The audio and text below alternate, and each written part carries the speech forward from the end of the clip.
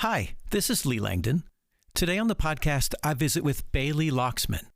Bailey is one of our youth ministers here on staff, and we talk a lot about that. We talk about working with junior high students, the joys of working with these balls of energy. And I must admit, we even talk about the mystery that is 6'7". I hope you enjoy getting to know Bailey on this episode. She's so great, guys. So easy to hang out with. You would be so blessed to get to know her. Oh, and by the way, she's a faithful listener to the Young Adult World podcast. Okay, guys, let's jump in. Welcome to Season 2, Episode 12.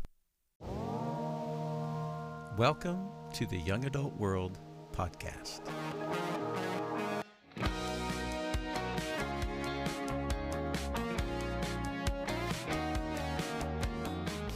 Bailey Lauxman. Hi. Lauxman, right? Yeah, that's right. Welcome to the Young Adult World podcast. Thanks for having me. I'm so excited. I am too. This is really, really great. Yeah. Just at the very beginning, tell everybody, because you work here at Memorial Road. Yes. What is your role here? I am one of the junior high youth ministers. So I also work with Curtis Dobbs, who's the other junior high minister, and then Daniel Roberts and Emily Carter, who are the high school youth ministers. Yeah. So you were one of... I'm one of four. One of the team. Yes. Nice. First of all, what kind of name is Lauxman? It's German. German? Yeah. Last name's always fascinating. Where... I know you're from around here. Mm-hmm. Where were you born? I was born here in Mercy Hospital. Yeah. Mercy Hospital? Yeah. You know. I know. I know where I was born. Yeah. Have you been back to the room you were born in?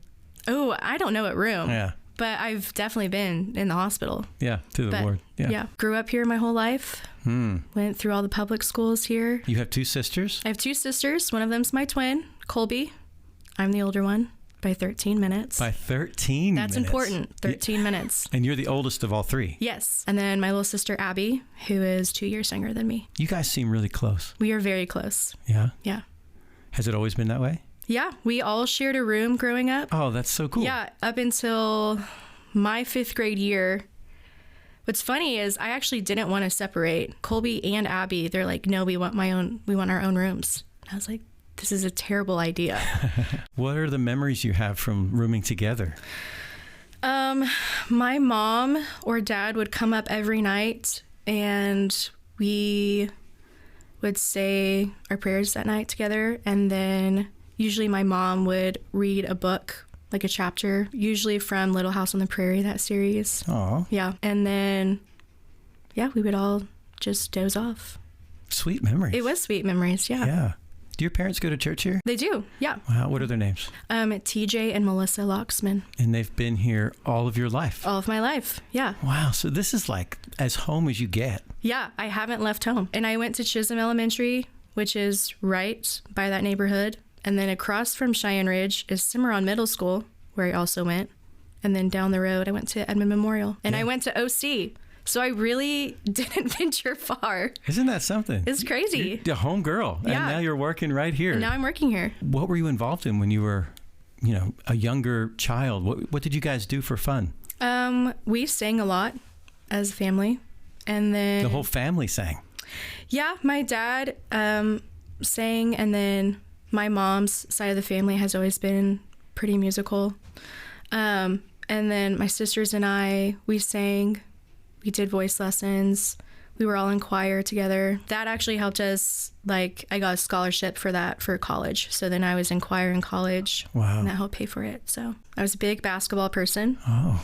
But I didn't play in high school. I stopped in middle school.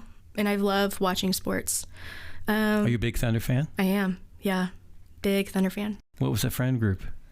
What was my friend group? Yeah, were they your youth group? Who were your friends? Yeah, I mean, I would say it was a mix of youth group and just friends from high school. Yeah. Which was great. Kind of got to have both experiences of a youth group friends and high school friends. But going to like football games and youth trips, those were always fun. Camp, mission trips. Yeah. Those youth group times are really special. They are. Phil was your youth minister. He was. So, do you have any stories that you could share with us from your youth group days that you think, oh, everybody should know about that? Okay, there was one game that we played. It was at Quartz Mountain. It was a fall retreat, I believe. You had to be split up into groups. and your goal was to get into heaven. But if you didn't like meet or solve this puzzle, you got captured by like a demon or something, you had to go to hell. Yeah. And so the hell was at the bottom in the basement of that church at Quartz Mountain. And so Sean Yeager was the devil in that. And there's like this closet, and if you didn't do exactly what he said, you might get locked in the closet. He had like a water gun that he'd spray you with. You were only in there for like 5 minutes, but it's kind of terrifying. Yeah. Because it's at night. But yeah, you had to like go to like these different places, which they called churches, and you had to be able to like solve this puzzle. And the goal was like for you to be the first group that made it into heaven. But then they'd play like the like slasher music, and when that came on, you had to like run for your life because the demons, which were the seniors at the time, would come and like try to grab you and drag you to hell. Wow. Really intense game. Probably shouldn't have played it. Sometimes road trips in youth group, like those are some of the best trips ever. Yeah. On the bus, just hanging out. Specifically a trip to Albuquerque, New Mexico. That was a mission trip. And like within 30 minutes, like our bus stopped. Like it just died on the side of the road. That's scary. So in the middle of Albuquerque? Or? No, like we hadn't even really made it out of Oklahoma City. Oh. So that was a plus. We weren't too far. Yeah. So someone came in, got another van for us, and we left. But we also only listened to like 2 songs the entire time, which was Man or Muppet from the Muppet Show. Okay. Which, yikes. And who was the DJ on this one? This was Hudson Hutchinson. Okay. And I can't remember who his co-pilot was. And then we listened to that song, and then Stacy's Mom, which also probably not really appropriate. On a youth group trip. I'm thinking, even. I'm like, probably shouldn't have listened to that. Yeah. But those were literally like the only 2 songs we listened to on like an 8-hour drive. Oh, that's hilarious. Okay, I want to ask you before we get into college. Okay. You and Colby are twins. We are. And what is that like? Do you think each other's thoughts? Like, do you have that kind of connection? Ooh. What is the bond like that you have? It's a very strong bond. I don't know. I mean, I can usually tell what she's thinking. But I don't know if it's like reading her thoughts. I've had that question asked multiple times, and I just don't know how to answer it. I mean, I don't know anything different. I think it's normal. But yeah, it's a very strong bond. What do you have in common, and what are some differences? So in common, like we sing, we also have pretty much the same friend group. We had the same friend group growing up, which I think was key for us staying so close. But different, Colby is going to be a lot more like upfront, just right off the bat, and I'm going to be more reserved and observing. You're more comfortable in the background, just in general. Yeah, I think that's my first option. I don't have a problem like going up if I need to be up front or whatever. I'm comfortable in that too. But my first option is to kind of stand back and observe. Do you get nervous up front? I can. It depends on what it is. But, and like who's it in front of. Yeah. Like I'm more comfortable in front of kids. You went to OC? I did. Colby went with you? She did. Okay. Yeah. That's great. Did you room together? We did. Yeah. Did you really? We did. Yeah. I love that. Yeah. It was easy because we shared a lot of things. So. And you always roomed together? We did. That's just fantastic. Yeah. It's like it's not even a question. It was just. It really wasn't. Yeah. It kind of was a package deal. But you didn't. But you did live at school, even though you lived here. Yeah. That was one thing that we both really wanted. We wanted to live at OC. We didn't want to necessarily live at home. So you get to college. I get to college. What did you decide to study? I changed my major so many times. Oh, really? Yeah. Take me through it. Okay. I started off in psychology because I was like, why not? I actually really didn't know what I wanted to do when I first got there. And then I changed to pre-law, which I went to one pre-law chapel, and I said, I can't do this. Because they had like, at the time, specific chapels for your majors. And so they brought in, I think, like a lawyer or somebody, and they were going on about something. I'm like, this is not for me. I can't do this. And then I changed it to just history because I really enjoy history. I was like, well, I can't really do anything with a history degree. So then I went to like other than teaching. But it was just strictly history. So then I went to history education. And I got pretty far in that up until like student teaching, which is like your last thing that you do. And I had interned at Memorial Road for a couple of years. And I was like, ooh. Doing what? In youth. Oh, in youth ministry. Yeah, okay. Youth ministry. And so I was like, oh, I want to do youth ministry. But then I was like, I've changed so many times. And then I thought, well, I don't really want to do just history. So I switched to elementary education. Mm-hmm. And then my mom and dad were like, you need to pick one, please. Please land on something. This is like my junior year. Like, please just pick something and finish it. So I stuck with elementary education and I loved it. And so did you teach then? I did. I taught for 4 years. Wow. Yeah. Where did you teach? I taught at Westfield Elementary here in Edmond. So on the west side of Edmond. Man, you really went far for that, didn't you? That's the furthest I've been. Yeah. On the west side of Edmond. Yeah. Wow. Yeah. So you did that 4 years. Mm-hmm. And how was that? It was good. I did that for 4 years full-time and youth ministry part-time for 4 years. Oh, you did both? I did both. Yeah, you carried that. It's a big load. Was crazy. I don't know how I did it. So, all right, you just had enough. You thought, I can't do both these jobs. Yeah. So how did you come to a decision to do what you're doing? It was like spring break of my last year teaching. And I was talking with my family and I was like, I think I'm going to have to give up youth ministry because it was part-time at the time. And teaching was paying for my livelihood. So even though I really wanted to stick with youth ministry, that was my passion. That was what I really enjoyed doing. I knew like that wasn't going to be a realistic thing. And so I was planning on after spring break to actually go in and talk to my team, Daniel, Emily, and Curtis, and say, hey, I have loved my time here and it's my passion. I don't want to give it up. And I'll stay with you guys through the summer because summer's the busiest time. But starting in the fall, I think I'm going to have to like step back. I don't think I can do part-time anymore. And then literally like that week, this is crazy. That week I was planning on going and talking to them. Max Pope, who is one of our elders over youth ministry, called me and was like, hey, how would you think about being full-time? Wow. Yeah. That's definitely a God moment for sure. Yeah, he just kind of said, I'm going to make this a little bit easier for you. Yeah. Yeah. I cried. I was like, wow, this is what I wanted. Wow. Yeah, it really worked out. And now you've been a full-time youth minister for how long? I think this is going into my 3rd year. Awesome. Yeah. Yeah. So it's been great. That's incredible. Yeah. What was that adjustment like for you? It was kind of a slow transition. I mean, I have just the best team. And so being able to like slowly take on some more responsibility. And also it was nice like being in the room when decisions were happening and like being more aware of like situations and getting to spend more time with students. And so I wouldn't say it was really a hard transition. But it was a pretty smooth transition. So. Yeah. I remember the initial office you got. So you're over in the Summit building, the little closet office you had. Yeah.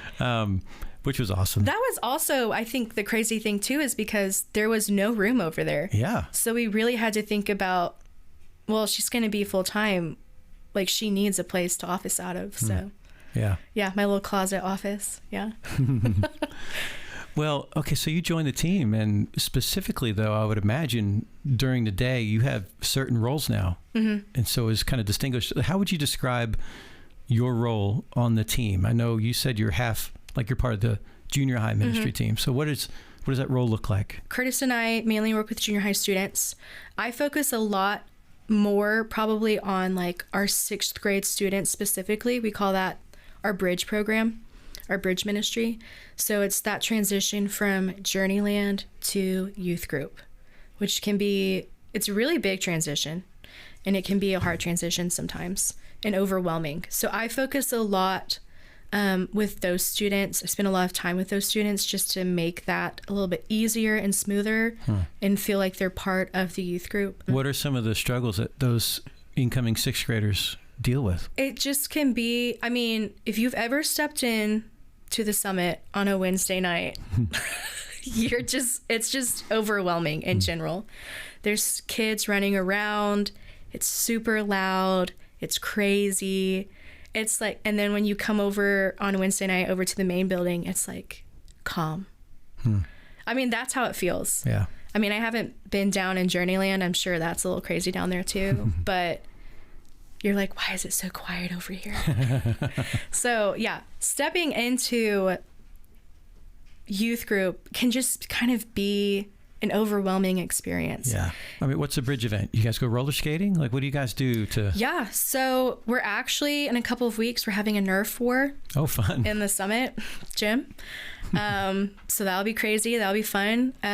We've gone to a pumpkin patch at Parkhurst over in Arcadia. Sometimes we just hang out in the summit because they don't get to do that just with themselves all the time. And I think our last one, we're actually going to go watch an OKC Comets baseball game. Oh, wow. Yeah. Like, when do you see the kind of them maturing a bit? How do you see that developing? It's honestly like right around this time.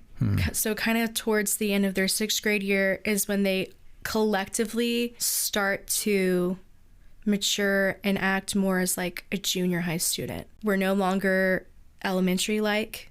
And we're starting to get more into the teenager side of it. Are you guys just studying the Bible all the time with kids, or are you working with parents to do that? How does that work? Yeah, it's a team effort. I mean, parents, I think, are the most valuable and important step in that. They're the ones who are really shaping their child's faith.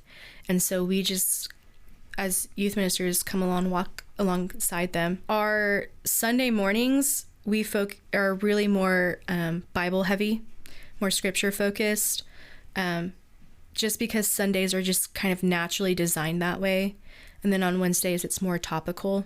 So we get a little bit more into depth on Sunday mornings in the Bible. Curtis and I have, for the past few years, specifically coming up to camp, because a lot of them want to get baptized at camp, we send out an email to parents and say, like, we know camp is a really special time, and we talk about baptism at camp, but we would encourage you, if you're already starting to have those conversations, continue to have those conversations or be looking to have those conversations with your student. Some people see youth ministry as, okay, I'm going to bring my kids to you, and now you spiritually guide them.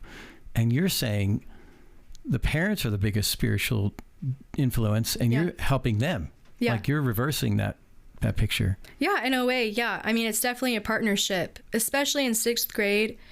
I think it's just natural. Parents are a lot more involved in their lives. And then as you go throughout the 7 years of youth ministry, like, you know, they kind of step away a little bit because it's just a natural transition of them growing up and becoming more responsible. What would you say is your favorite thing about junior high ministry? Watching them grow up in general.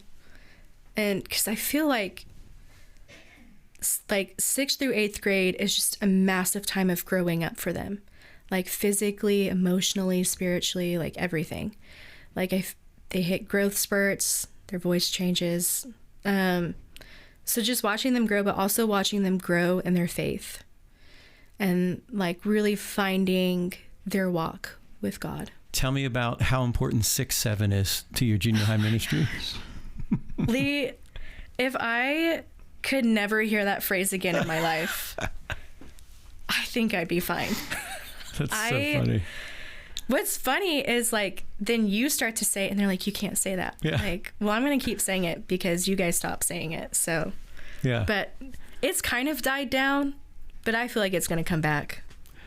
I must admit, there's still so much mystery to it, to me. I don't understand it. I have no idea. I have no idea, and I refuse to ask because I'm afraid of the answer or what one of them will tell me what it is.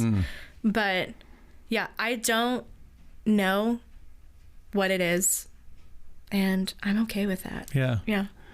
It's so funny. Oh, I don't get it, but whatever. It's like dabbing. Like when we went through the dab Yes. phase. It's like, what is the dab? Like, why are we all dabbing? Why are we dabbing? Yeah. I dabbed. I have pictures of me dabbing. Yeah, and then they're like, please don't ever dab again. And you're like, oh, I'm just trying to like relate to you. That is the challenge in youth ministry, isn't it? It is, yeah. Always trying to relate to them, but also trying to be the mature one in the room. Yeah. And they constantly are colliding with each other. Yeah, it's a battle. It is. Yeah. Tell me about teaching in the youth ministry. Do you just teach girls, or do you end up teaching together with Curtis, or how does that work for you guys? We've done some co-teaching, Curtis and I have. If we have a girls class, I'll do a lot of that as well. I also teach 6th grade. So I teach everyone together in 6th grade. Okay, so you are a youth minister, which means that you are not able to be a part of other things in our church that maybe you used to. And obviously, I'm the young adults minister. Yes. And you are a young adult. I am. How does that work? Like, how do you keep community? How do you maintain friends outside of youth ministry? How do you do this? Because I know you're not able to go to the young adult ministry a lot. Yeah. So tell me about It can be hard. There's definitely seasons where it's not, like I'm not really connecting. And that's usually like our busiest times. And then there are seasons where it slows down and I can connect. But I have to be really intentional about being with people my age, because I'm surrounded by kids that are younger than me 24/7. So I have to be really intentional about it, and I'm not always great about it. That's usually one of my goals, is to like just be more intentional with getting people my own age and hanging out with them. Yeah. Yeah. What are ways that have worked for you in the past? How does that, like, what are some things you can do? Like, can you go to a small group? Like, is that an option for you? Or? Yeah, I can. I've been a part of some small groups, but a lot of them meet on Sunday nights. And so for a while we had events on Sunday nights. So I wasn't always able, or I was gone for a weekend for like a retreat or something. So it's kind of hit or miss on that. One thing that I like in the summer is we do WOW. Yeah. And so everyone goes to WOW, and a lot of the times youth group joins. So when we are able to do that, I can go catch up, hang out with them. But yeah. Yeah.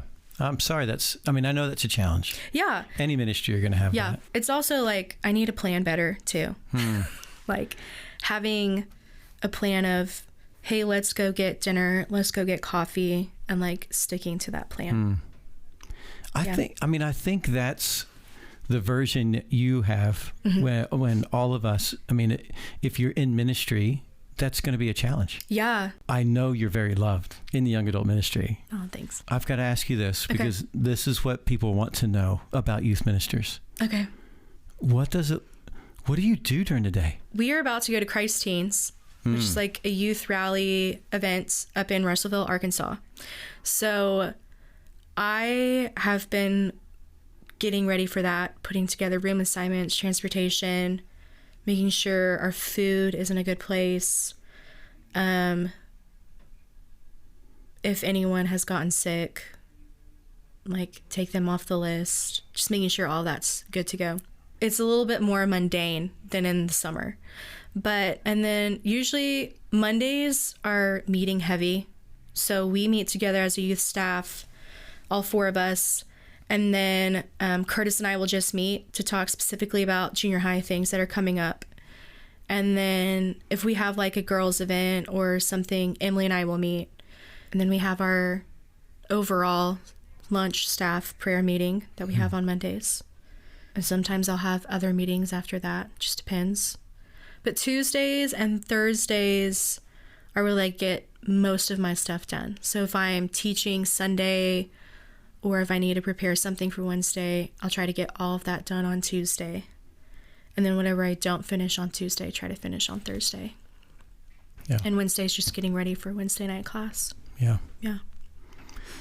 What about spiritual habits for you? What are spiritual habits that when you're doing them, they keep you connected to the Lord? Prayer is a big one. Also just finding like some quiet time. I used to journal a little bit, but I'm not great at that anymore. But that was helpful during that season. I was going to say, I feel like some of those things, sometimes you're in a moment where this is really effective for me, but right now it's not what's feeding me anymore. Or right now in this moment. Yeah. We are fortunate to have jobs at a church where we are paid to study the Bible and to pray. I mean, that's part of our daily job. And it sounds crazy to say that to some extent, but if we aren't doing those things, everything else is going to fall apart. That's what it feels like to me anyway. No, I agree. I love the fact that we have a trail, that I can hop on the trail and go for a walk for a little while just to pray and clear my mind. That's just, those kinds of things are like, if I'm in an office all day in an office building, like we get to do we have the flexibility to do those things. Bailey, thank you so much for being on the Young Adult World podcast today. Thank you. It was fun. It's awesome. I love the fact that you are a part of our ministry, that you're a part of Memorial Road, and you're a young adult on staff. I love that. Know that we love you. Know that you're a part of the young adult ministry, whether or not you spend as much time here in the young adult ministry or you're in the youth ministry so much, whatever. I'm so glad you're here. Thanks for having me. Awesome. It was a blast. Hey, thanks for joining us today. I hope this conversation was meaningful to you. Come find us on Instagram. Our profile is Young Adult World Podcast. Tell us what you connected with during our podcast today. This podcast is part of the Young Adult Ministry at the Memorial Road Church of Christ in Edmond, Oklahoma. Come join us sometime. There's plenty of room for everyone. If you want to reach out to us, don't hesitate to email us at youngadultworldpodcast@gmail.com. And we are so grateful for Jacob Staten. Jacob is a young adult who edits this podcast for us and keeps this thing going. So thanks, Jacob. Okay, guys, see you next time for another Young Adult World conversation.